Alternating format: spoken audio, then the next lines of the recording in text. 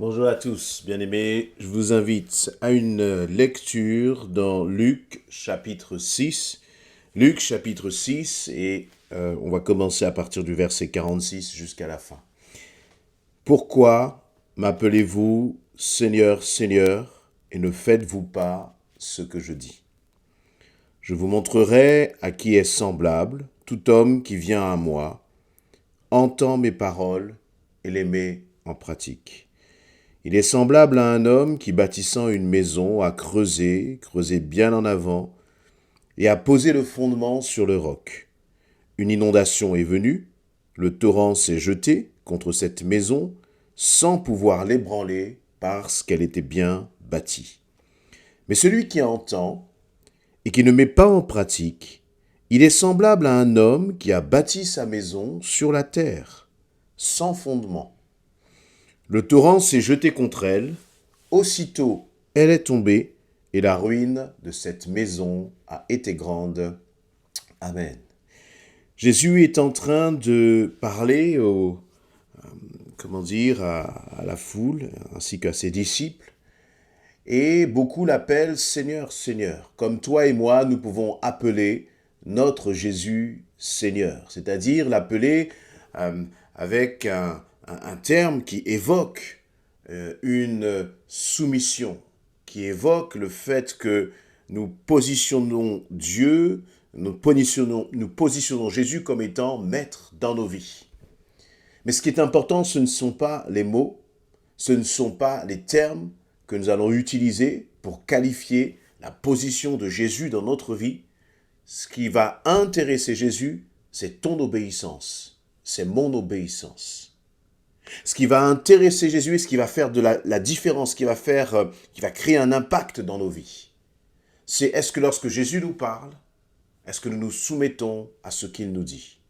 Même quand ça ne te plaît pas, même quand ce qu'il te dit va peut-être à l'encontre, parfois, de tes propres conceptions. Le Seigneur ne nous parle pas en nous demandant si nous sommes d'accord ou pas. Mais en même temps, le Seigneur ne nous obligera jamais à faire sa volonté. Le Seigneur demande une soumission volontaire. Il demande une soumission à sa volonté, mais qui soit le fruit vraiment d'un désir de notre part. Désirer se soumettre à Dieu. Une soumission volontaire. Et donc, le Seigneur va commencer par un reproche au verset 46. Mais pourquoi m'appelez-vous Seigneur, Seigneur, et ne faites-vous pas ce que je dis? Et dans le cœur de Jésus, lorsqu'il dit cela, ce n'est pas pour condamner, mais c'est parce que le Père céleste, ton Père là-haut dans le ciel, il est attristé à chaque fois que tu n'obéis pas, à chaque fois que je n'obéis pas. C'est exactement les mêmes sentiments qu'une père et une mère terrestres vont avoir à l'égard de leur fils, de leur fille, lorsqu'ils vont donner un conseil, qu'ils vont voir que ce conseil n'est pas mis en place. Alors que ce conseil allait aider et faire du bien, même si ça paraissait parfois un peu compliqué à mettre en place. Et là, le Seigneur est bien à la même réaction. Et puis, il va donner une image très concrète.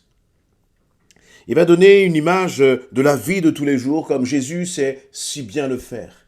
Il va donner l'exemple de deux hommes. Un va bâtir sa maison, mais vraiment en creusant des fondations et en posant sa maison sur le roc. Et ce qui est intéressant, il va dire dans le verset 47, verset 48, il va creuser et creuser bien avant, c'est-à-dire bien profondément.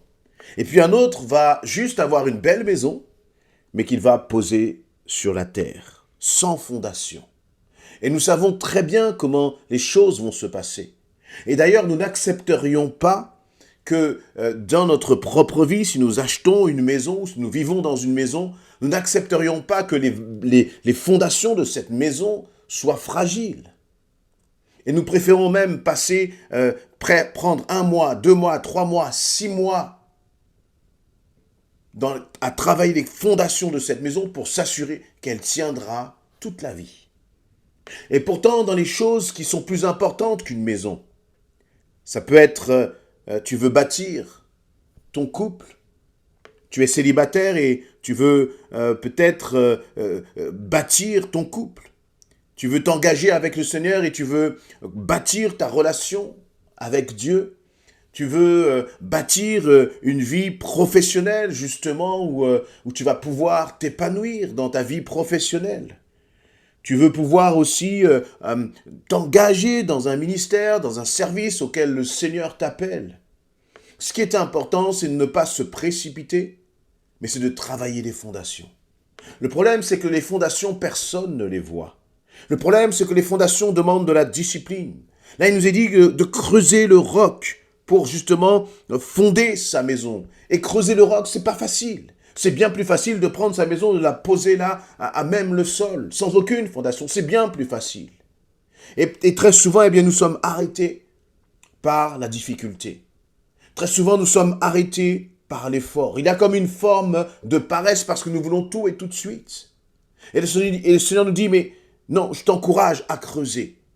Je t'encourage à te préparer. Je t'encourage à travailler. Je t'encourage à persévérer. Parce que pour creuser, pour poser, pour fonder sa maison sur le roc, c'est difficile. Il va falloir creuser. Il va y avoir des moments qui sont compliqués parce qu'il y a de la résistance. Mais si nous ne passons pas par cela, tout ce que nous allons bâtir va un jour s'écrouler. Parce que ce qui est le point commun entre ces deux maisons, entre ces deux hommes qui ont bâti, c'est que tous les deux ont traversé des tempêtes. Et tu traverseras des tempêtes. L'Église traversera des tempêtes. Mais si l'Église est fondée sur Jésus-Christ, et fondée sur Jésus-Christ, qu'est-ce que ça veut dire? Parfois ce sont juste des belles paroles, mais c'est bien plus profond que cela. Une Église fondée sur Jésus-Christ. Une vie chrétienne fondée sur Christ. Ce n'est pas une vie chrétienne simplement où je vais aller à l'église le dimanche. Ce n'est pas une église qui va faire, entre guillemets, beaucoup de bruit. Mais c'est une église qui va mettre Christ en priorité en passant du temps dans la prière, en passant du temps dans la méditation de la parole de Dieu, en passant du temps dans la communion fraternelle avec les frères et avec les sœurs. Et c'est basé sur ces 3 piliers, j'en rajouterai un 4e. Une église qui va passer du temps à annoncer la bonne nouvelle de l'évangile. Et c'est cette église-là qui va bâtir justement ses fondations sur Christ. Et au moment de la tempête, laissez-moi vous dire que cette église sera indestructible. Et dans ta vie personnelle, eh bien ce sont les mêmes piliers qu'il faut cultiver. La méditation de la parole. Si tu ne passes pas du temps à lire la parole de Dieu, si tu ne passes pas du temps à la méditer, si tu ne passes pas du temps à réfléchir à ce que Dieu te demande par rapport à sa parole, eh bien tu ne pourras pas mettre en pratique ce que le Seigneur te dit. Lorsque le vent va souffler, lorsque la tempête va s'abattre, lorsque tu vas commencer à passer par des circonstances difficiles, eh bien ce sera peut-être là trop tard de commencer à chercher à bâtir des vraies fondations. C'est maintenant qu'il faut le faire. C'est maintenant qu'il faut se consacrer à Christ. Parce que comme cela, eh bien, c'est la bonne façon d'anticiper la tempête qui viendra de toute façon à un moment ou à un autre. C'est maintenant que tu dois te consacrer, te préparer encore. Ne soyons pas des chrétiens, naïfs. Ne soyons pas des chrétiens insouciants ou inconscients et qui croient que, il n'y aura jamais de problème. Non, il va y avoir des problèmes. Il va y avoir des difficultés. Ne croyons pas que parce que nous sommes en Christ, nous n'allons pas avoir de problèmes, de difficultés. Non. Mais parce que nous sommes en Christ, nous sommes conscients que nous avons besoin de nous préparer. Parce que nous sommes en Christ, nous avons conscience que nous avons un Dieu qui nous protège. Que nous avons un Dieu en qui nous pouvons nous cacher et nous réfugier.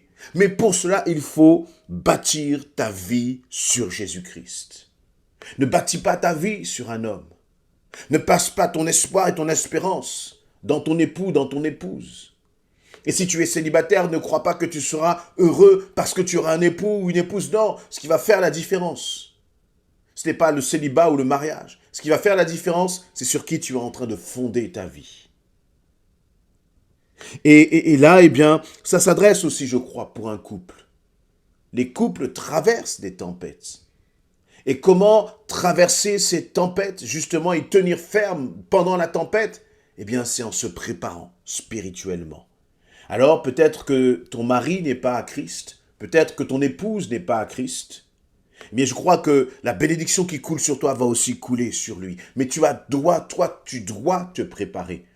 Tu ne peux pas attendre de lui qu'il se prépare s'il n'est pas en Christ. Tu ne peux pas attendre de ton épouse qu'elle se prépare si elle n'est pas en Christ. Mais c'est ta responsabilité en tant qu'enfant de Dieu pour te préparer. Et j'allais dire presque doublement. De façon à ce que, encore une fois, cette bénédiction qui va couler de ton obéissance, elle puisse couler sur ton époux, elle puisse couler sur ton épouse, elle puisse couler sur tes enfants. Voyez, nous devons nous attacher au Seigneur. Et je crois encore plus parce que nous sentons bien que nous sommes dans une société où règne la confusion. Nous sommes dans une société où les valeurs chrétiennes sont rejetées. Nous sommes dans une société où on se vante même de ne plus croire en Dieu. Nous sommes dans une société tout simplement qui vit les temps de la fin. Alors, quand je dis les temps de la fin, je ne sais pas si ce sera demain, après-demain, dans 10 ans, dans 20 ans, dans 30 ans, je n'en sais rien. Mais ce que je sais, c'est que pour celui qui est en Christ, les temps vont être de plus en plus compliqués. Et je ne dis pas cela pour que nous ayons peur, mais je dis cela pour que nous puissions nous préparer et nous préparer sérieusement. Le temps de l'église bling-bling, le temps des paillettes, le temps de l'évangile de la prospérité, où on ne cherche qu'à s'enrichir ici-bas. Ce temps-là doit être révolu. Ce que nous devons chercher à faire, ce n'est pas de chercher à paraître et de regarder en fonction de choses, d'éléments qui sont extérieurs. Mais ce que nous devons chercher à faire, c'est à approfondir, à aller de plus en plus profond dans les fondations. Ça fait 1 an, 2 ans, 10 ans que tu as donné ta vie au Seigneur. Où en es-tu dans tes fondations avec lui? As-tu l'impression d'avoir creusé profondément? Ou est-ce que tu as l'impression qu'à la moindre tempête, à la moindre contrariété dans ta vie, ton cœur commence à s'agiter, tu commences à paniquer, tu commences à avoir peur, tu commences à crier au secours? Si c'est ton cas, alors je t'invite vraiment à changer de cap et à rentrer dans une autre dimension, à entrer dans une maturité spirituelle qui ne peut s'acquérir que par une chose, c'est par mettre la parole de Dieu au centre de ta vie et développer ton intimité avec Dieu. Récemment, notre pasteur prêchait sur le fait que la victoire, elle s'acquiert dans l'intimité, dans le lieu secret.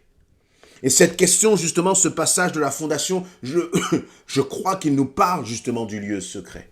Parce que les fondations, on ne les voit pas. On ne voit que ce qui est extérieur.